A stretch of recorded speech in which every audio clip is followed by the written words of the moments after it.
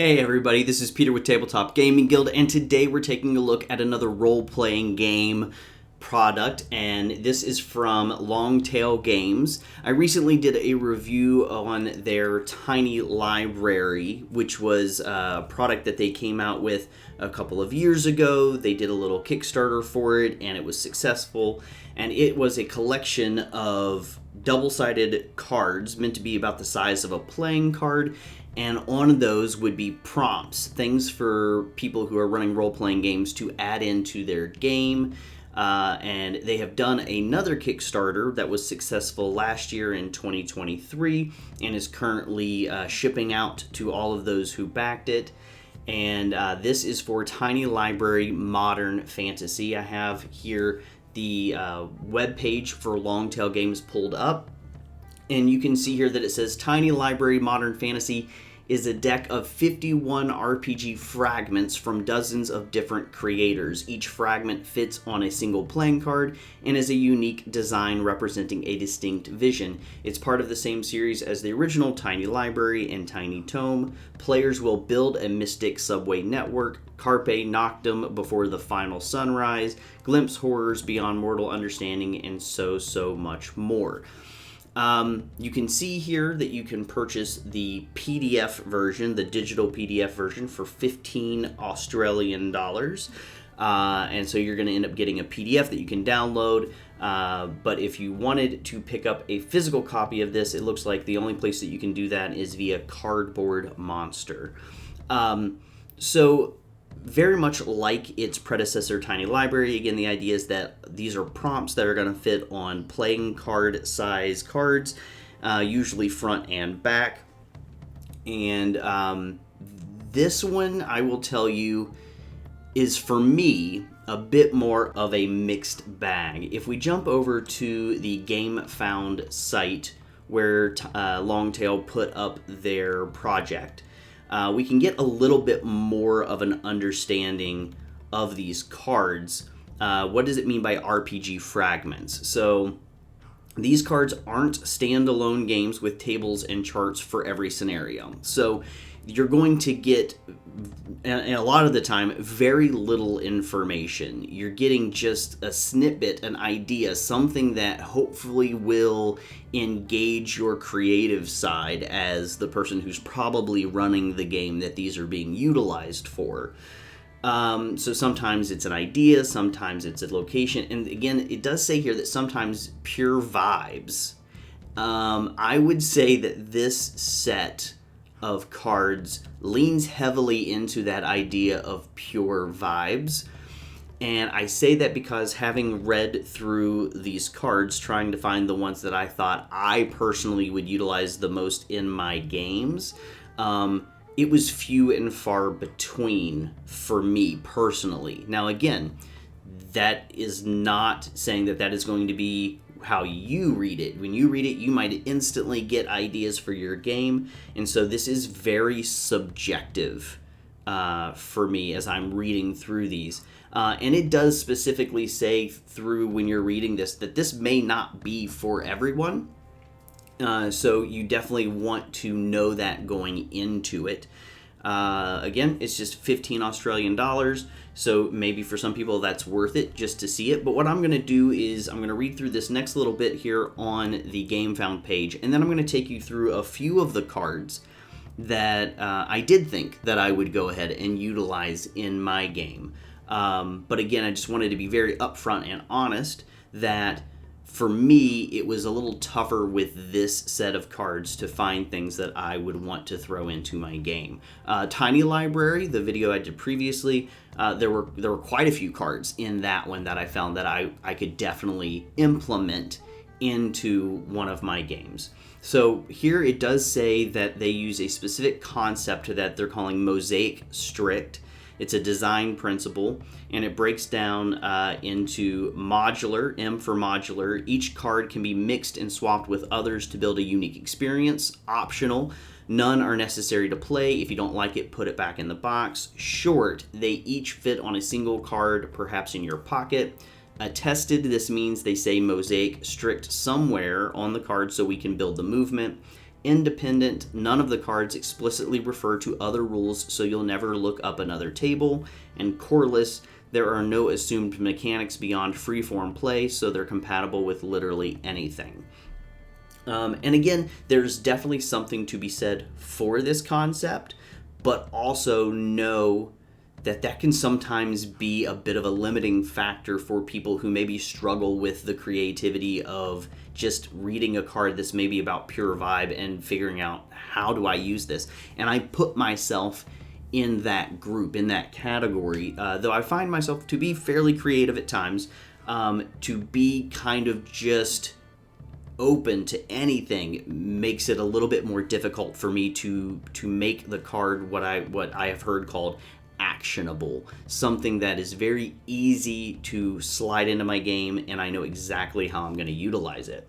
So it's a very interesting design concept, and I think for me anyways, it's hit or miss, with a little bit more on the miss side for me. But with all of that being said, let's go ahead and pull up the PDF, and I will jump through 4 of the ones that I think were definitely ones that I could utilize. Even if I didn't want to use it exactly as written on the card, it gave me enough ideas that I could use it. And then I will show you one that for me, just there wasn't quite enough there. So let's go ahead and dive into that. The first one we're going to dive into is actually on page it's 15 of the PDF, and it's called D8 Modern Slimes. So we're getting some oozes, some slimes thrown into our game, and it says here, each one has unique effects on contact or when ooze is harvested and consumed. So you've got a D8, you roll your D8, that's going to be the slime that your players are maybe coming up against. And it says, for a 1, coffee slime, contact harvest, target moves more quickly but takes extra damage. So you find the ooze, you pop it into your mouth, and all of a sudden you gain extra speed, right? It doesn't give you specific stats because, again, we're trying to stay coreless here, but your character's going to take more damage. So whatever game you're playing, you should be able to probably quickly say, okay, well, maybe I gain an extra 5 feet of movement or centimeters of movement or whatever your game does to talk about movement and speed, but then also you take more damage. So maybe just like a D4 or whatever die roll that you roll in your game for damage. Could just be a +1 to damage, whatever. But that would be between you and your GM to figure out, or you and your player to figure out. 2, Elotion Slime contact softens your skin and your bones. That's pretty interesting. I think it's a fun idea. You all of a sudden your skin is soft and beautiful, but your bones are also more pliable. Maybe it's easier for you to take damage when something is bludgeoning you or something. Canola Slime harvest, tasty but may cause tummy aches. Again, you try to stay coreless, but for me, I think mostly of D20 games because that's what I run most of the time. So here I'm thinking, okay, maybe your constitution takes a bit of a hit for a little while. Sriracha Slime contact feels good but deals fire damage over time.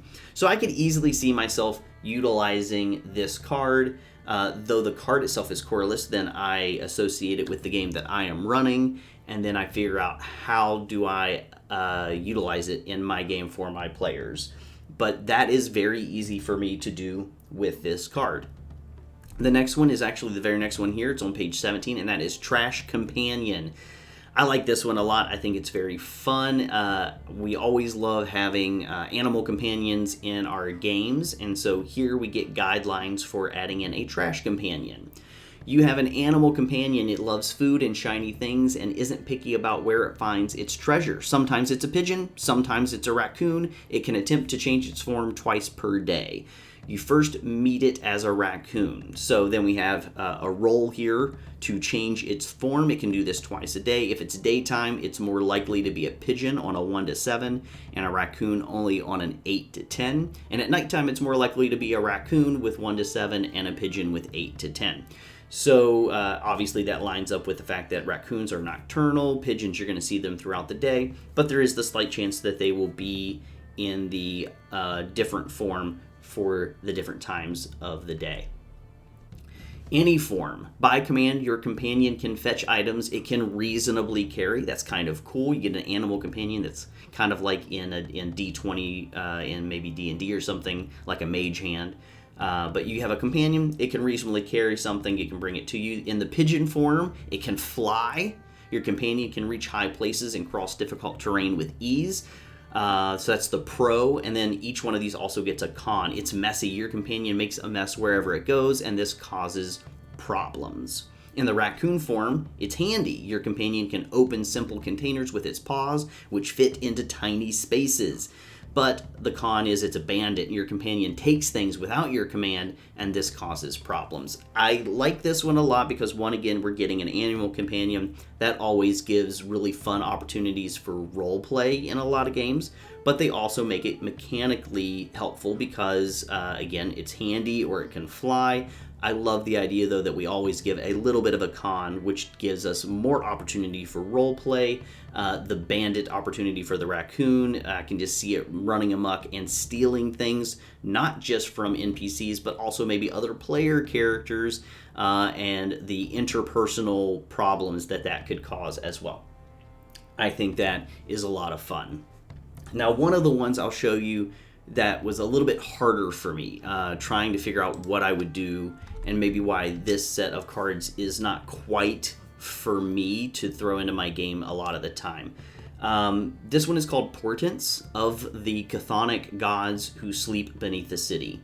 Once per day, roll 2d6 and record the sum of the 2 dice. If your result is the same as a previous number, you witness the next portent, and when all 5 portents have occurred, you may perform a ritual in the metro tunnels. So metro tunnels, we get an idea that we're kind of going with maybe like an urban fantasy game here. Again, this is the modern fantasy set. So we're given a metro tunnel, so we're going for an urban or a city scheme theme, and then on the backside, we actually get the portents it's talking about. So a dark cloud swirls high over the station, flocks of pigeons swarm into the metro tunnels, any food spoils and rots immediately when carried into the metro area, cats appear on the train tracks, frantically clawing at the ground, and a black comet streaks over the city and then stops hanging motionless in the sky. So we have an idea that we're getting portents that are showing up, and if we see the same one more than once, then the next one happens. And then once they all happen, you can perform a ritual. Well, I don't know what kind of ritual. I guess that would depend on what kind of game I'm running. If it talks about rituals, if it doesn't talk about rituals, there's no information beyond that, right? So that's all you get. To me, this one is a bit too limiting. And there are ones that are even more limiting than that. Again, the ones that give you more of just a vibe. This gives you at least a little bit of mechanics, but there are some in here that are literally just a piece of artwork, something to look at. There's no words. And then some of them are more poems than anything. So those ones I have a little bit of a hard time with as well. This one, I feel like if I gave it enough time and I was in the right game, I could maybe think of something for it. But giving it some time and thinking, I was left just a little, feeling a little lackluster on this one and quite a few of the other ones in the game. Now, getting back to ones that I did really like and think most people would not have too much trouble putting into their game, dumpster diving. I thought this was great. All of a sudden, we're in more of a city, urban location. It says here that cities are packed full of people and their trash. True statement. Sidewalks and alleyways are literally littered with dumpsters, trash cans, and bags of trash. In a modern fantasy setting, dumpster diving is an ideal way to find what you need. Improvised weapons, armor, even spell components. Someone's trash could very well be your treasure. Again, I like this idea. You go to the back. Whenever you are in dire need of something, roll a d6. On a roll of 5 to 6, you find trash nearby. Fantastic. Very easily understood mechanic there. Roll a d6 to determine. 1 to 2, you find a bag of trash. 3 to 4, a trash can. 5 to 6, a dumpster. Then roll a d6 to determine the type of treasure to be found. Beware, there is a 1 in 6 chance the item is magical or cursed. And they give you the armor for a 1, weapon for a 2, food for a 3, drink for a 4, medicine for 5, and spell component for 6. There may be more than one item to be found in a trash can or a dumpster. Happy hunting. I like this one a lot. Very, very actionable, right? You're running a modern fantasy, you're in a city, or whatever. You roll to see if you find trash nearby, and you roll to see what you find in that trash.